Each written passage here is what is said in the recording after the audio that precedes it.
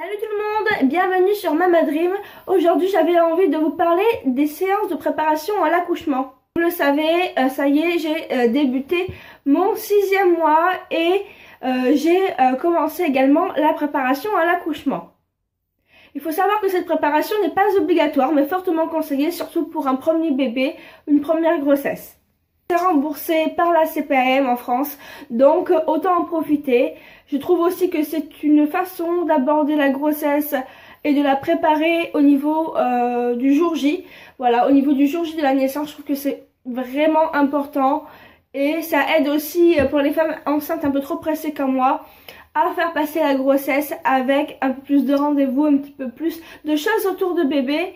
Et également à faire participer papa dans cette action en fait, puisque la majeure partie se passe dans notre corps, mais papa a aussi sa place là-dedans et je trouve que c'est une bonne initiative que de faire ces cours de préparation à la naissance et de venir aussi souvent que possible avec lui. La première séance de préparation à l'accouchement que j'ai eue, c'était à propos du jour J, du travail du bassin. La sage-femme nous a expliqué en fait comment le bébé passait dans le bassin, s'il était tourné, vous savez, la tête vers l'avant, sur le dos ou sur le ventre, les petites possibilités, les petites différences qu'il pouvait y avoir en fait suivant comment il était positionné. Pouvait faire plus ou moins mal, etc. Le prochain cours que j'aurai du coup demain, alors où vous voyez cette vidéo, ça sera à propos de la péridurale, de l'épisiotomie, la césarienne. Là j'appréhende un petit peu ce que je vais entendre dans mes oreilles. Voilà, on verra bien ce que ça donne. Et ce qui est bien aussi, c'est que moi la préparation de l'accouchement par exemple, je ne l'ai pas faite en hôpital avec, comme on voit dans les films, 15 personnes, 15 femmes enceintes sur un ballon. Non, d'ailleurs vous êtes assises sur une chaise, en tout cas moi c'est comme ça que ça s'est passé. On était vraiment assises comme un entretien au bureau normal de la sage-femme. Et avec moi il y avait uniquement une autre femme enceinte qui avait 1 mois de plus de grossesse que moi. Et du même gabarit et pour un premier enfant aussi, donc on avait quand même pas mal de points en commun et c'était vraiment super. Un cadre un petit peu plus intime, un petit peu plus relax, et quand vous avez des questions etc, je trouve que c'est quand même un cadre un peu plus idéal pour que le professionnel de santé qui vous fait la préparation de l'accouchement soit plus à l'écoute. Également poser la question si on désirait donner le biberon en termes de nutrition ou donner le sein. Pour la petite information, mais j'y reviendrai très certainement plus tard dans une prochaine vidéo, mon souhait c'est de donner le sein. Et je vous l'avais déjà dit je crois sur notre vidéo, mais enfin bref. Voilà, moi je souhaite allaiter mon bébé. Je ne peux pas encore vous raconter tous les thèmes qui sont abordés dans la préparation à la naissance puisque je suis vraiment au début de la préparation à la naissance, mais je vous ferai des updates de temps en temps. Voilà, dans par exemple la vidéo du second trimestre et 3e trimestre. Vraiment, c'est vraiment des rendez-vous qui me tardent en fait. Le premier rendez-vous, papa était présent, le second il ne pourra pas être présent, et le 3e il sera vraiment. Et après il y a, je sais des fois des papas, comme le papa de la femme qui est avec moi dans mon groupe, sauf qu'on n'est que 2, voilà, plutôt dans mon duo de préparation à l'accouchement, est très occupé par son travail et sera là uniquement à The séance vraiment hyper importante. Je pense que ce sera sur la position d'accouchement etc, ou sur la gestion de la douleur, des choses vraiment comme ça et qui me tarde également d'aborder.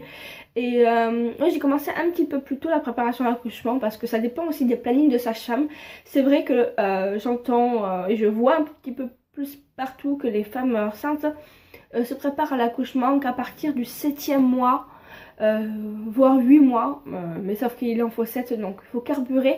Imaginez en cas d'accouchement prématuré, enfin c'est pas mon cas, je n'ai pas de risque, mais c'est pas le cas de tout le monde, donc que vous ayez fait que la moitié et que vous teniez à faire l'intégralité de ces séances là et vous vous retrouvez à accoucher à 7 mois et demi, 8 mois, voilà, c'est un petit peu délicat.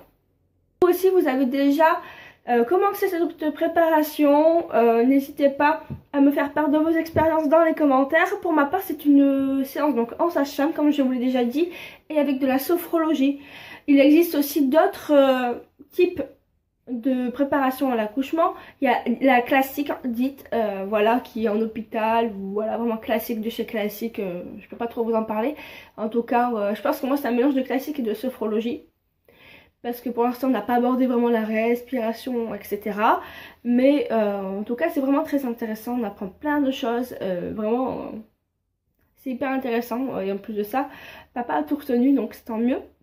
Il y a également l'apnotomie qui est une technique en fait vraiment affective pour toucher votre ventre à un certain endroit, pour interagir avec son bébé.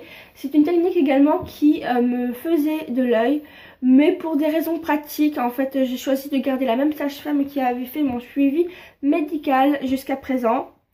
Et du coup, j'ai pas envie de changer de professionnel pour changer de professionnel. Et bon, je me suis dit de toute manière, c'est une préparation quand même un petit peu améliorée comparée à la classique. Du coup, bah, je me suis lancée là-dedans et je vous donnerai des nouvelles un peu plus tard, quoi. Je vous ferai des petits updates. N'hésitez pas vous à me dire quel type d'accompagnement que vous avez souhaité faire. C'est apnonomie. Il y a également en piscine, je sais, il y a le yoga prénatal, le chant prénatal. Sur ce, je pense avoir fait le tour de cette vidéo. Si vous avez des questions, forcément, je suis présente en commentaire. Pas de soucis pour ça, n'hésitez pas à liker la vidéo si ça vous a plu et à vous abonner à ma chaîne si ce n'est pas encore fait. Sur ce, moi je vous fais des bisous et je vous retrouve dimanche prochain pour une nouvelle vidéo. Ciao ciao!